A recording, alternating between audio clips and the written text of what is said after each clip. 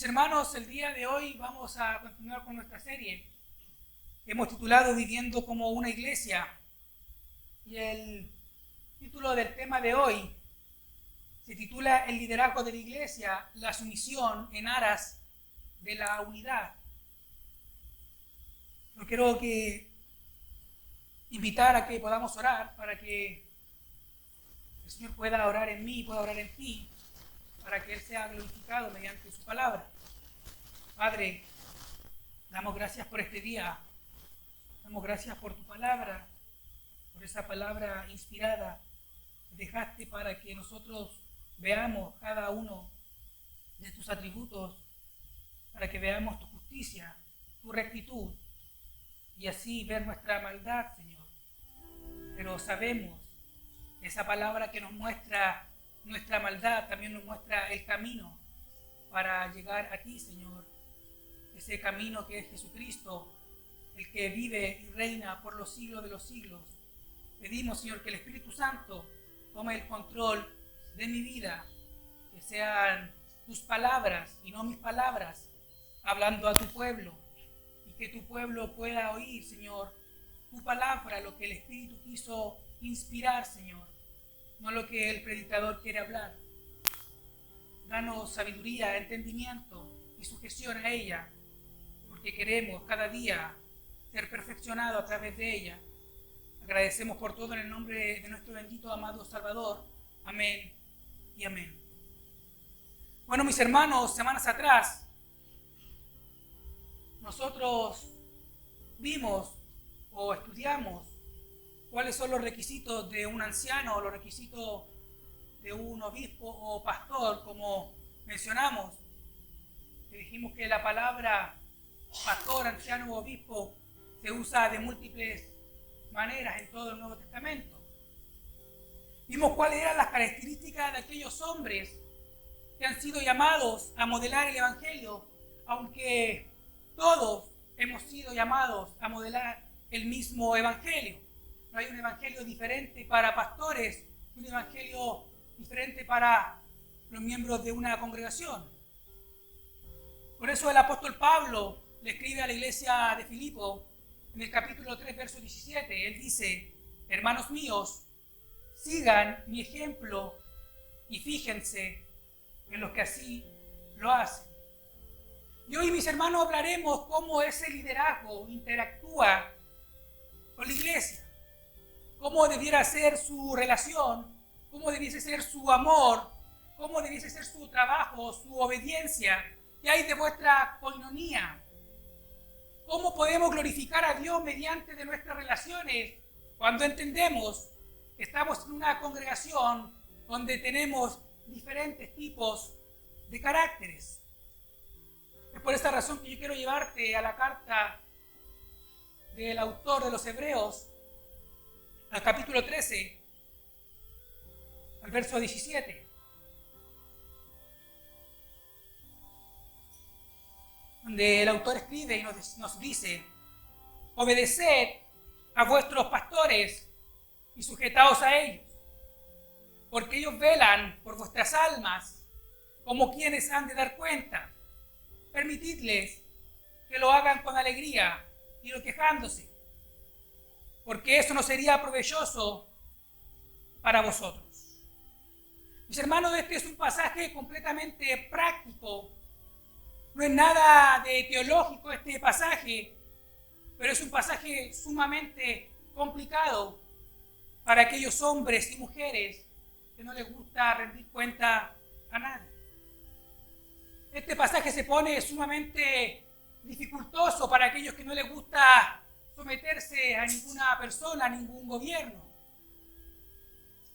Nota la pluralidad del texto que nos dice: obedeced a vuestros pastores y sujetaos a ellos. La Nueva Versión Internacional nos dice en este pasaje: obedezcan a sus dirigentes y sométanse a ellos. Y la Nueva Traducción Viviente traduce este pasaje y dice: obedezcan a sus líderes espirituales y hagan lo que ellos dicen. Mis hermanos, el respeto y la sumisión que tú demuestras al pastor principal de la iglesia Es el mismo respeto y la misma sumisión que debes demostrarle a los ancianos que gobiernan junto a él. Ahora, mis hermanos, hay algo que llama mucho la atención en nuestro pasaje. Son dos palabras, mis hermanos, relativamente fuertes, que es la palabra obedecer y sujetaos.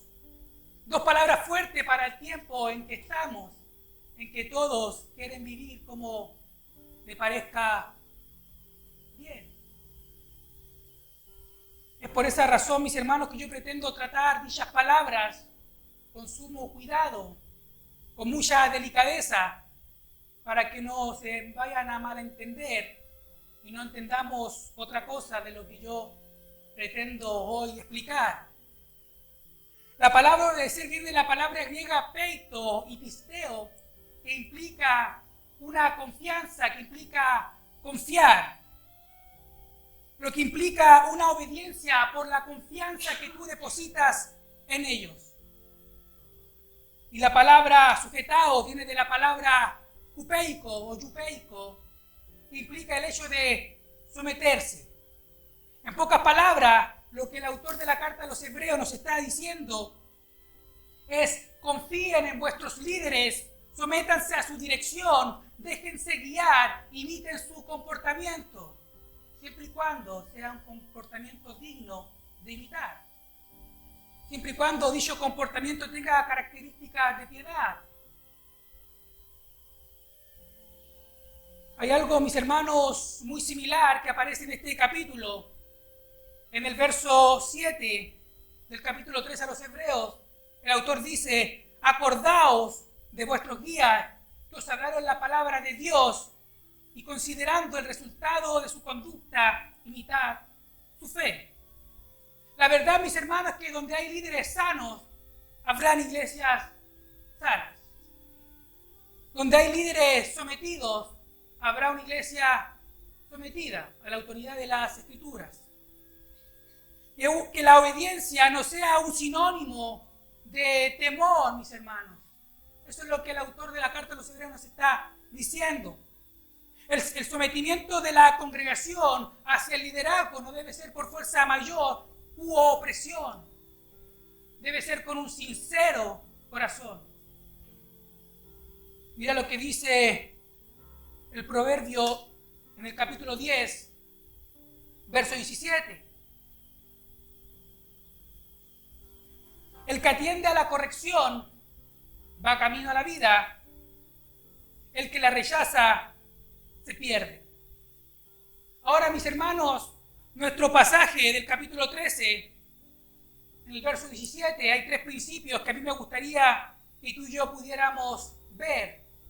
Yo he seccionado este pasaje en tres secciones, por decirlo, en tres principios. Y el primero es nuestro deber como miembros. Cuando dice: obedeced a vuestros pastores y sujetaos a ellos. El segundo principio es nuestro derecho y la responsabilidad de nuestros líderes, donde el texto continúa diciendo: porque ellos velan por vuestras almas como quienes han de dar cuenta. Y nuestra tercera parte, o nuestro tercer principio, es nuestra responsabilidad como miembro, donde el autor sigue hablando y dice: permitidle que lo hagan con alegría y no quejándose, porque eso no sería provechoso para vosotros. Mis hermanos, aquí hay un llamado al sometimiento de las ovejas a los ancianos y a los pastores de la iglesia, entendiendo que Dios les ha designado la tarea de velar por sus almas. Por otro lado, este texto le recuerda a los pastores que su función es enorme delante de Dios, ya que tienen que dar cuenta acerca del cuidado que tuvieron hacia esas ovejas. El texto nos recuerda también la manera en que las ovejas deben someterse a sus líderes, de tal forma que los ancianos y pastores puedan dirigir la congregación con alegría y no con quejas. En otras palabras, las ovejas pueden hacer la vida emocional de sus ancianos muy placentera o sumamente difícil. La pregunta es: ¿de qué modo las ovejas pueden hacer difícil la labor del trabajo de sus líderes. Bueno, mis hermanos, quejándose y murmurando continuamente, resistiendo a su autoridad, cuestionando sus decisiones, desafiándolas, creando división dentro del cuerpo de Cristo, no valorando el cuidado y la dedicación que ellos ponen a la hora de trabajar, no apoyando con su presencia en las actividades de la iglesia, servicios, culto, adoración, evangelismo, compartiendo el evangelio. Mis hermanos, una de las tareas que trae mayor gozo dentro del pueblo cristiano es la de pastorear ovejas por las que Cristo murió. Pero puede igual ser una de las tareas más difíciles, porque muchas veces las expectativas que la congregación tiene de los líderes es de una persona sumamente perfecta. Por eso debemos cuidarnos. Otras veces la actitud de rebelión de algunas ovejas puede generar muchos problemas en la vida de la iglesia, incluso actitudes pecaminosas, como lo fue la iglesia de los Corintios. Una iglesia altamente dividida, una iglesia altamente inmoral, hasta el punto que uno de sus miembros estaba con la mujer de su padre. La iglesia permitía dicha práctica. Mis hermanos, yo creo que hoy no es la excepción la iglesia. Muchas iglesias toleran el pecado de aquellos que asisten. No les interesa si su hermano pecó, si desprestigió el evangelio de Jesucristo. Siguen, callan, se hacen partícipe del pecado ajeno. Mira lo que el apóstol Pablo escribe a la iglesia de los Corintios en el capítulo 1 de su primera carta, versículo 10 al 12. Pablo dice: os ruego, hermanos, por el nombre de nuestro Señor Jesucristo. Pablo mostrando su aflicción: os ruego, no por cualquier cosa, os ruego por el nombre de nuestro Señor Jesucristo, que todos pongáis de acuerdo y que no hayan divisiones entre vosotros, sino que estéis enteramente unidos en un mismo sentir y en un mismo parecer. Porque he sido informado acerca de vosotros, hermanos míos, por los de Cloé, que hay contiendan de vosotros.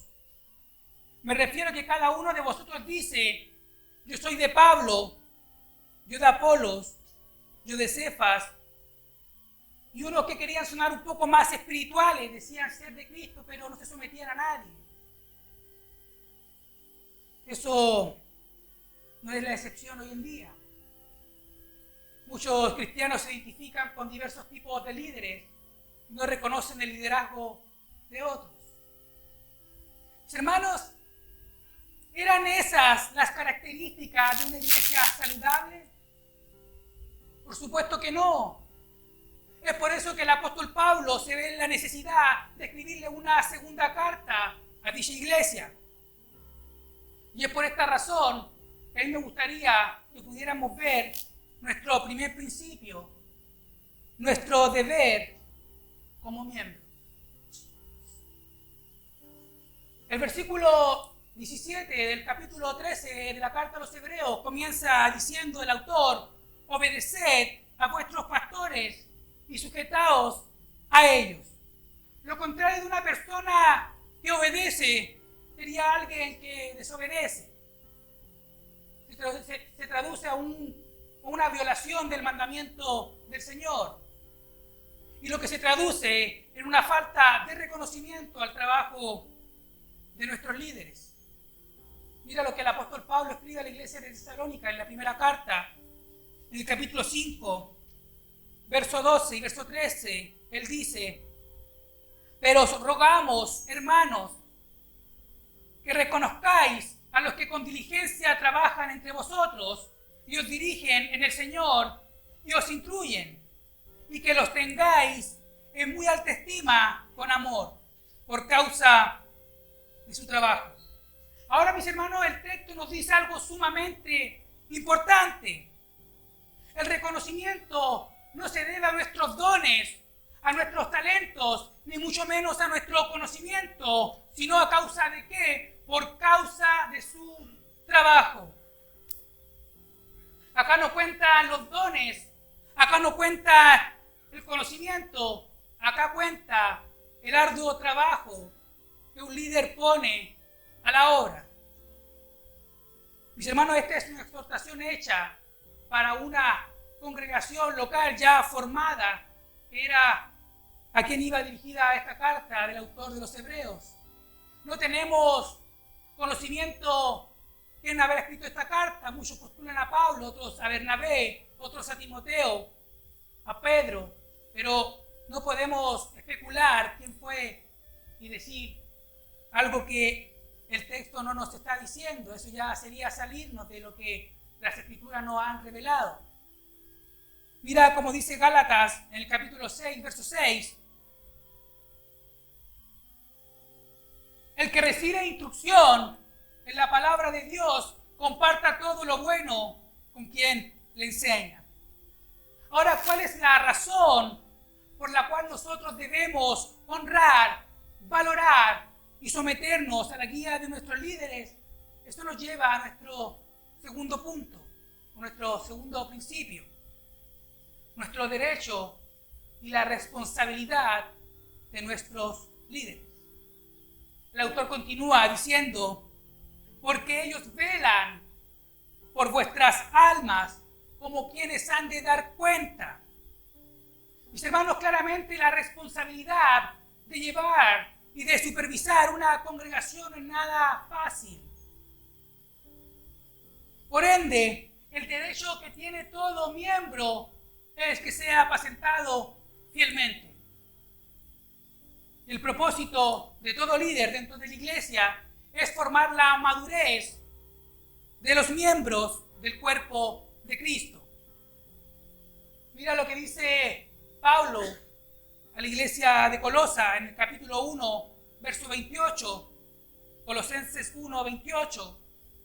A Él nosotros proclamamos, dice Pablo, amonestando a todos los hombres y enseñando a todos los hombres con toda sabiduría, a fin de poder presentar a todo hombre perfecto en Cristo.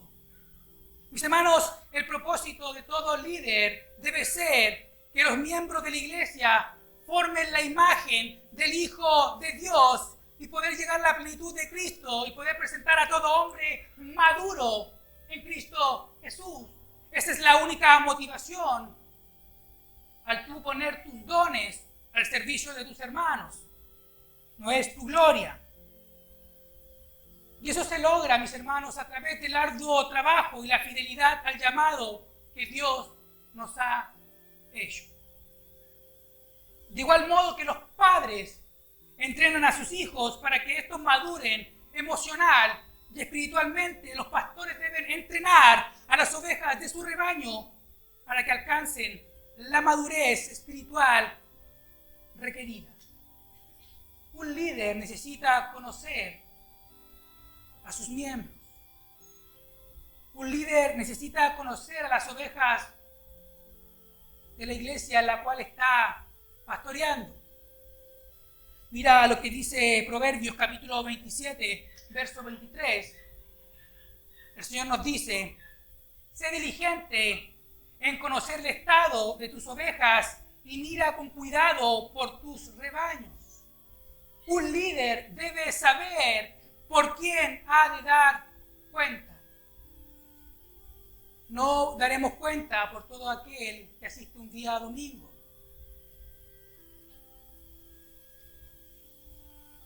Porque el autor de Hebreos dice, porque ellos velan por vuestras almas como quienes han de dar cuenta.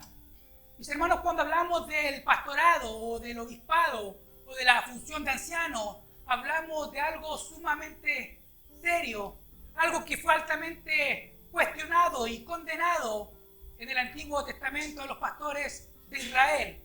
Mira cómo el profeta Jeremías, en el capítulo 23, verso 1, hablando de parte del Señor, escribe: ¡ay!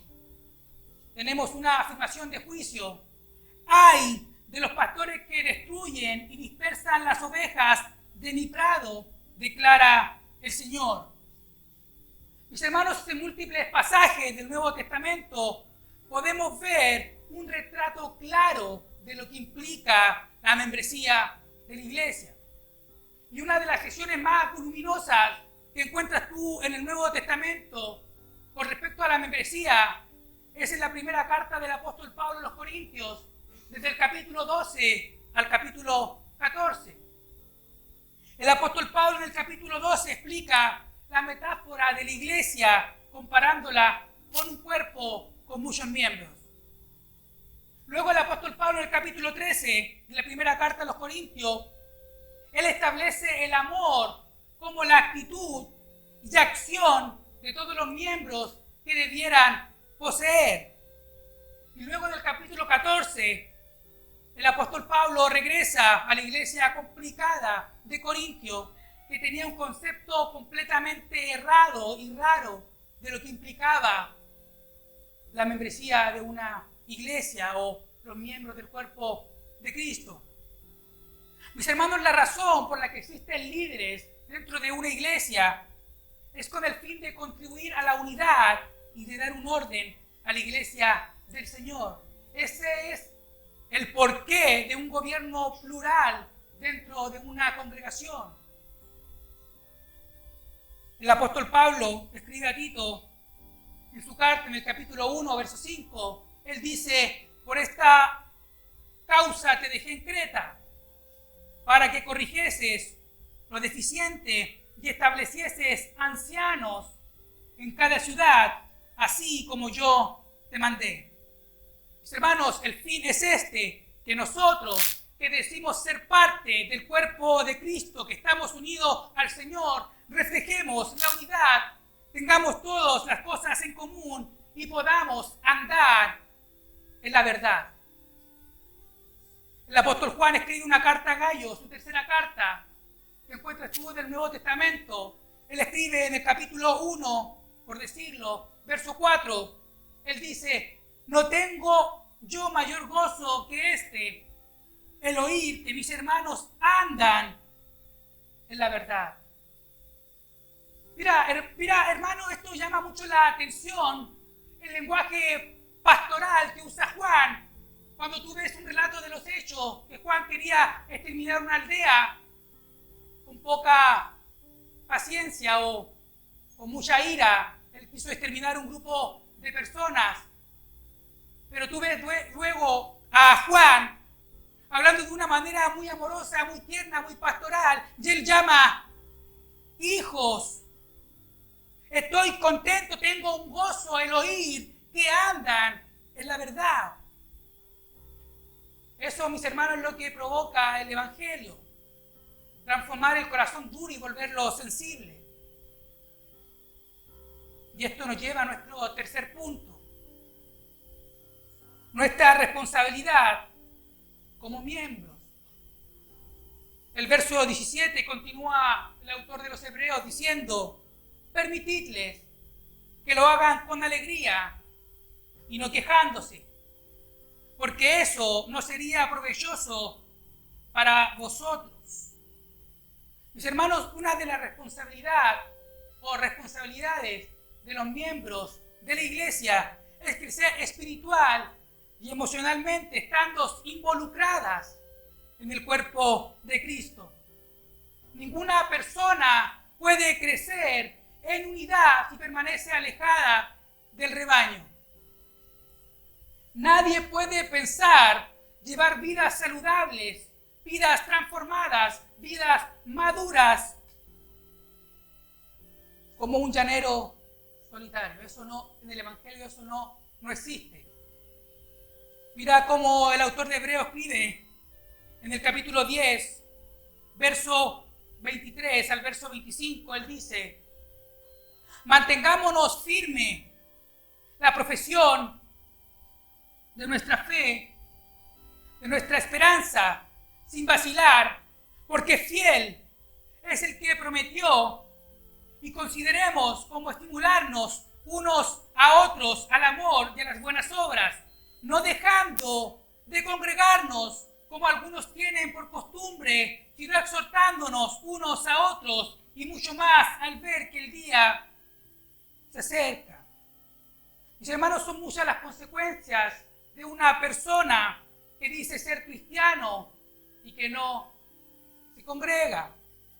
Primero, no obedece al mandamiento del Señor, no obedece al mandato de congregarse, lo que habla de cierta rebeldía en su vida y una ausencia del deseo de la coinonía con sus hermanos.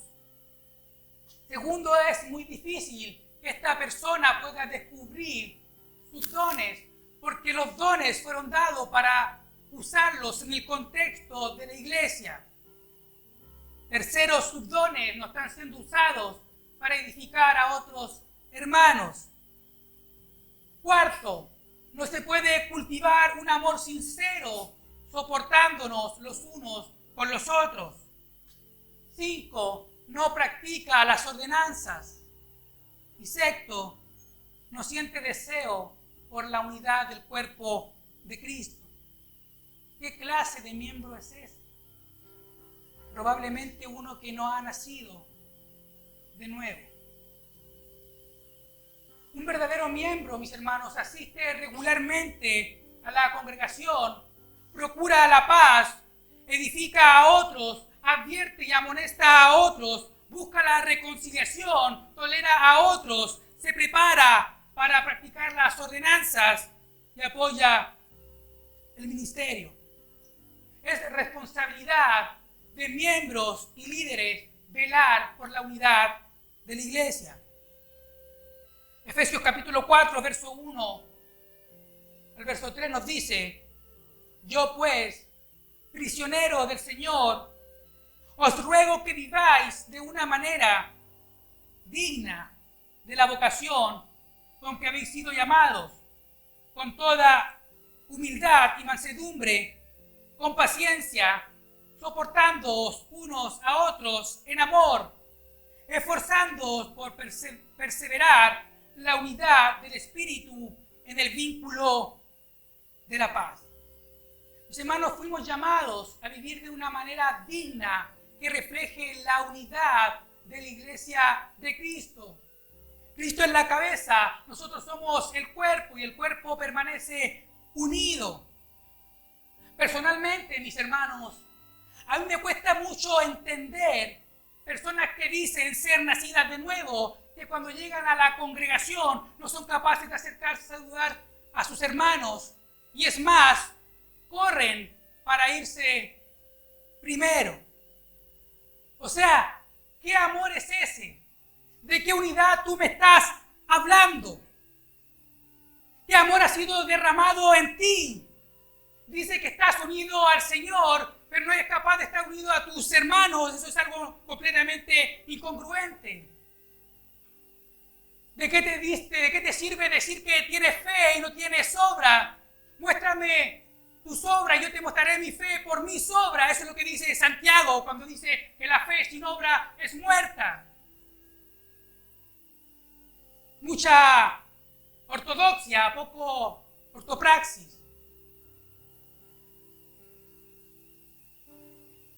Hebreos capítulo 13, verso 16, el versículo que antecede al que estamos viendo, dice: y no olvidéis de hacer el bien y de la ayuda mutua, porque de tales sacrificios se agrada Dios.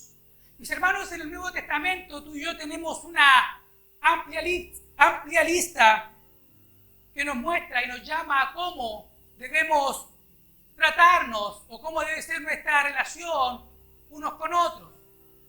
Romanos capítulo 15, verso 5 nos dice, Pablo nos habla de tener un mismo sentir los unos por los otros. Luego Pablo, en 1 Corintios capítulo 12, verso 25, nos dice tener el mismo cuidado los unos por los otros. Nuevamente Pablo nos escribe en Gálatas capítulo 5, verso 13, servirnos los unos por amor a otros. Luego, Pablo, en Gálatas, capítulo 6, verso 2, dice, llevar los unos las cargas de los otros. Y el autor de Hebreos nos dice en el capítulo 3, verso 13, exhortarnos los unos a los otros. Esto nos da a entender, mis hermanos, que esta es una enseñanza bastante paulina y muy paulina de lo que es el cuerpo de Cristo, aunque en todo el Nuevo Testamento tú encuentras el cuerpo de Cristo y la membresía de manera implícita.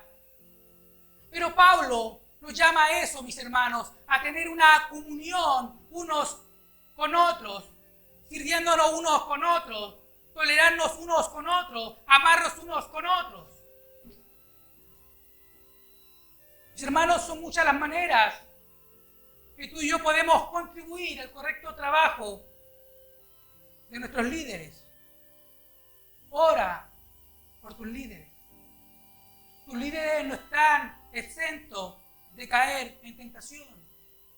Ora por ellos. Recuérdales lo hermoso de este llamado.